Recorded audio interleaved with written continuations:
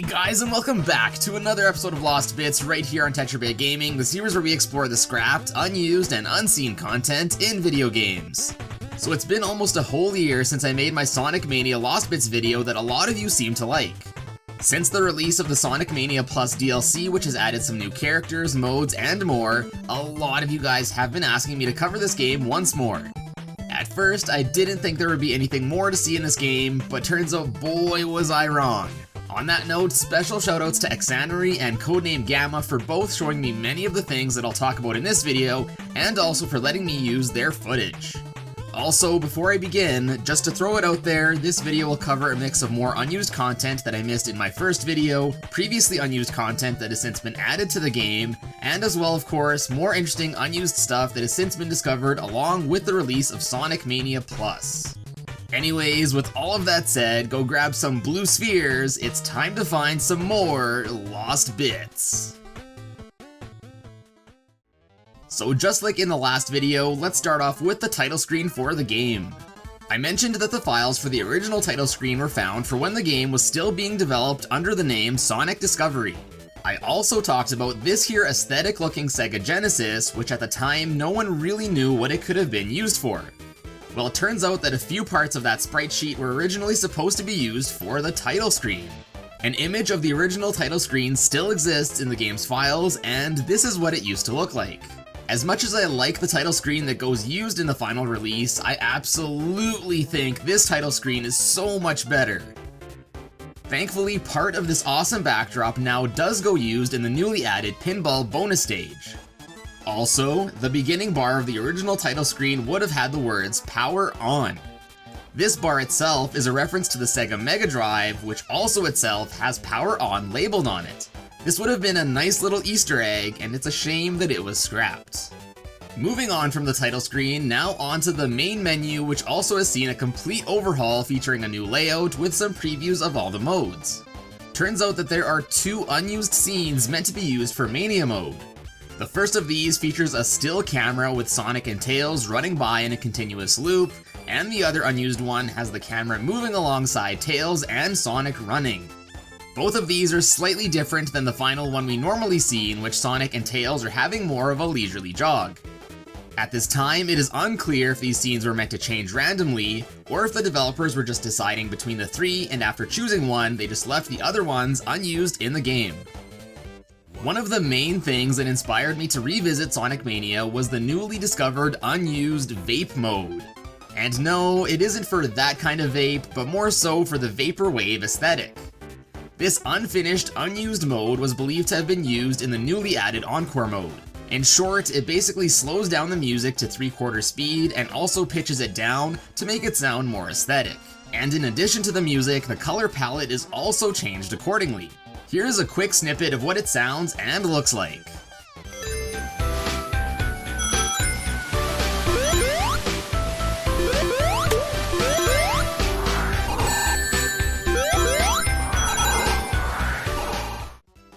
Now, if you know me, you know I love the vaporwave aesthetic, so you can imagine my big disappointment in learning that this was cut from Sonic Mania. Sonic Mania Plus has also brought back a playable Angel Island act in the new Encore mode. If you haven't seen it yet, the new Encore mode is basically most of the levels remixed with altered color palettes, item placement, and some new areas. So yeah, some stages like Green Hill Zone, which is already a remix of the original, got remixed again. Anyways, so it looks like with the inclusion of the Angel Island Zone, 3 unused layouts for it can be found in the game's files. The first 2 of these are identical layouts to those that were planned to be used in the unreleased Sonic 3 port. The third unused layout is more interesting though, as it appears to be a testing stage for the new Encore mode. Next up, I quickly want to go over some previously unused things that have since been added to the game. First is the animation that was unused for Tails, meant for the intro to Act 1 of Chemical Plant Zone. For whatever reason, Tails was the only character to not have an animation. But since the release of Mania Plus, Tails has finally been given the animation he deserves. That being said, although it's similar, it's still not the same as the one that was unused before. The other notable unused thing that has since been added is the "I'm out of here" sequence that is a reference to Sonic CD, in which Sonic jumps off the screen causing a game over after leaving the game on without moving Sonic for a while. This previously unused animation can now be seen in the main menu when hovering over the exit selection. It's not as cool as the original secret in Sonic CD, but it's still awesome that it was added to the game. On the flip side of things, there is one thing that was used, but to my disappointment has now been removed. The hidden video game donkey Easter egg that I mentioned in my previous video has since been removed from the game's newest update. I assume Sega didn't approve or authorize this Easter egg to be in the game, and they wanted it gone ASAP. And it's a real shame, because I think it's one of the best Easter eggs that I've ever seen. Alright, and now let's get to some more unused graphics and models. First off, starting with the unused models, we have an unused model of the large mech seen in the background of Titanic Monarch Zone Act 1, known as Monarch BG. This model was apparently converted into a 2D image to be used in the final game. Next is an unused 3D model of Sonic. This model is different than the one used in the UFO special stage, and is actually the model used in the Sega Saturn game Sonic Jam. My guess is that this model might have been considered or even used as a placeholder in the special stages before the developers just decided to make a brand new model. Next up are 5 unused models which when put together make up a 3D model of one of the DD Wrecker spheres that you fight in Green Hill Zone. Just like the Monarch BG model, it is likely that this DD Wrecker model was also used as a reference for creating the sprites that were used in the final game. The last unused model is that of a blank ring that can be found amongst the files for the newly added pinball stage. At this time, no one really knows what this would have been used for, but as with the other models, my guess is that this was a base for the regular rings used in the pinball bonus stage. And while we're talking about the pinball stage, this thing here was also meant to be used for the pinball stage, but it was scrapped. To me, it kind of looks like a hole of some sort, but I have no clue what its effect might have really been.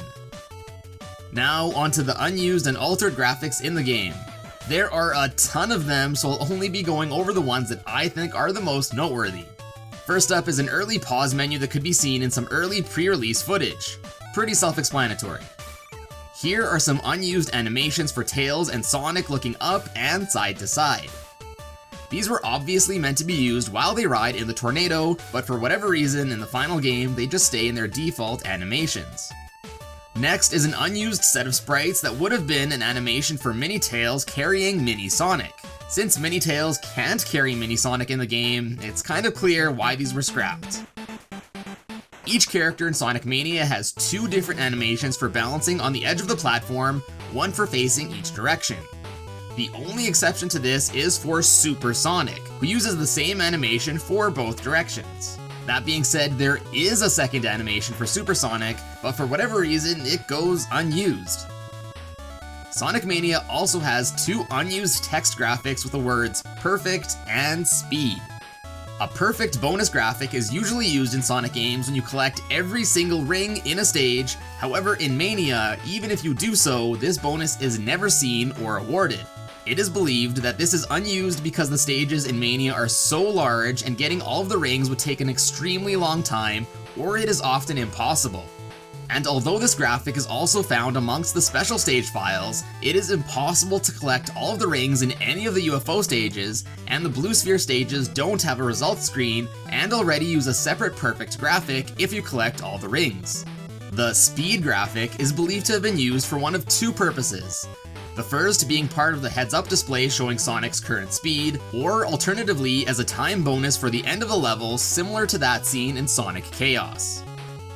Next is an unused monitor with a bunch of other sprites. Oddly enough, this monitor is actually larger than the one used in the boss battle at the end of Studiopolis Zone Act 2. Here's what it would have looked like if all the sprites were layered correctly. My guess is that this monitor would have served the same purpose as the one seen in the Act 2 boss fight, but it would just look different. Either that, or it was just meant to be seen elsewhere in the stage's background. Next up, let's have a look at some altered enemy designs. First up is the Juggle Saw enemy. As you can see, eventually they were given some moving googly eyes and their walking animation was improved. Then there are the Woodrows, who got even more of an overhaul as they were given much more detail compared to their earlier design. But that's nothing compared to the initial change that they went through. I present to you the original placeholder designs of the Woodrose. Probably the best design out of all three, if I'm being honest. Next up is the altered design of the Pinatas in the Mirage Saloon Zone. At first, the Pinata was designed to look like a ball hog enemy, but this was eventually changed to a simple green star design. In a similar manner, the fireballs seen in the Reverie Zone were also changed from an earlier design. Next is an unused ERZ safe select icon meant for the Egg Reverie Zone. In the final release, to get to the Egg Reverie Zone, you have to play through the entirety of the Titanic Monarch Zone, so maybe at one point it was intended that you could load a save file in the final stage instead. Next up is a set of normally unseen icons that are used for some sort of stage editor. The first few arrows obviously signify where Sonic, Tails, and Knuckles, or any combination of the three, would start a stage. Other icons here force a character into a spin, mark boundaries, and more. In the newest updates, even more icons were added for pallets, and for something that would move up and down, I assume. There are actually two more icons that don't even appear here. One saying CVYR, and the other drop. Now I don't know what CVYR signifies, but the drop I assume would be for a platform that you have to drop dash through, or use Mighty's new drop ability. Next up is an unused large chain link that can be found in the sprite sheet for the Heavy Rider boss. It is believed that this was meant to be used in a transition sequence after beating Heavy Rider. Here is a mock-up of what it might have looked like had it been used. And next up, let's talk about some sprites and objects that are unused but can still be loaded into the game with at least some function. First, from the Sonic 1 sprite sheet that I mentioned in the previous video, we have both the original Orbinaut and Bomb enemies. Here we can see how they act when loaded into the game. The unused Batbot enemy meant for the Sonic 2 mobile port, as well as the Stegway and Reds enemies that were scrapped from the same port, were also restored into the game in a similar manner. Next, we have a weird object known as Animals HBH found in the Egg Reverie Zone. This thing and its shadow normally just fly around and follow the player. Here is an interpretation of what the object might have been used for as part of an unused boss fight in the Egg Reverie Zone. And speaking of unused bosses, in my last video I mentioned a potentially unused boss that was meant for Studiopolis Zone. Well, since that video, this unused boss has also been restored into the game, and as speculated, a sort of rock, paper, scissors mechanic was supposed to be used. Also, as many of you mentioned, this rock, paper, scissors mechanic is a reference to Alex Kidd, who was actually Sega's mascot before Sonic the Hedgehog. And although in this clip Knuckles is seen in this fight, it should be noted that this boss fight was intended to have been a Sonic-only fight. Another thing I mentioned in my previous video is the sprite sheet for the unused Love Tester game. Amazingly, this too was restored and loaded into the game. The Love Tester device functions just like predicted. Depending on the combination of the player and the outcome of the device, the player receives either 100 points, 400 points, or nothing at all. Next up, we have three more unused objects that can also be restored into the game. The first of these is a target bumper from Sonic 2's Casino Zone. Here it works the same and starts green, then after being hit it goes to yellow, and then to red, and then it disappears. Next is another unused object from Sonic 2, this time the Spear Block Hazard from the Metropolis Zone. It's basically just a block from which a spear points out one at a time in a clockwise manner. Lastly is, you guessed it, another thing from Sonic 2. I'm beginning to see sort of a pattern here. Anyways, this Wisp enemy is a Badnik that appeared in the Aquatic Ruin Zone. It is believed that they were used as placeholder enemies for the Shutterbugs before they were introduced in this game. Another thing I mentioned in my previous Sonic Mania video is the unused Sega SP500 printing machine, as well as these jars of ink. Yet again, at the time it was unclear what their use could have been, but since then their use was also figured out. So first off, the jars. As kind of expected, by jumping into them you can change the color palette of your character to the respective printing color.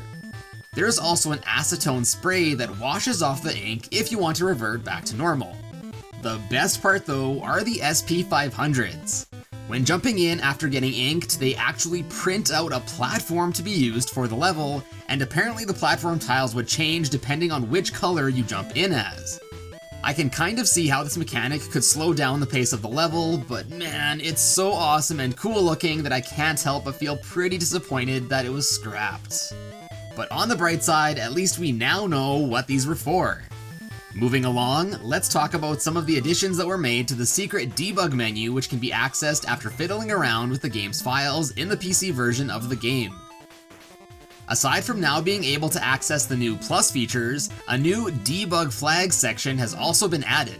This menu allows you to enable the game's debug mode at will, as well as allows you to toggle the heads-up display. As you also see, there are several numbered instances of Draw Group, and these are basically the layers of sprites that you can also toggle.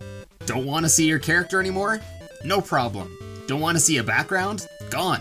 Want the screen to get all trippy? Ding, ding.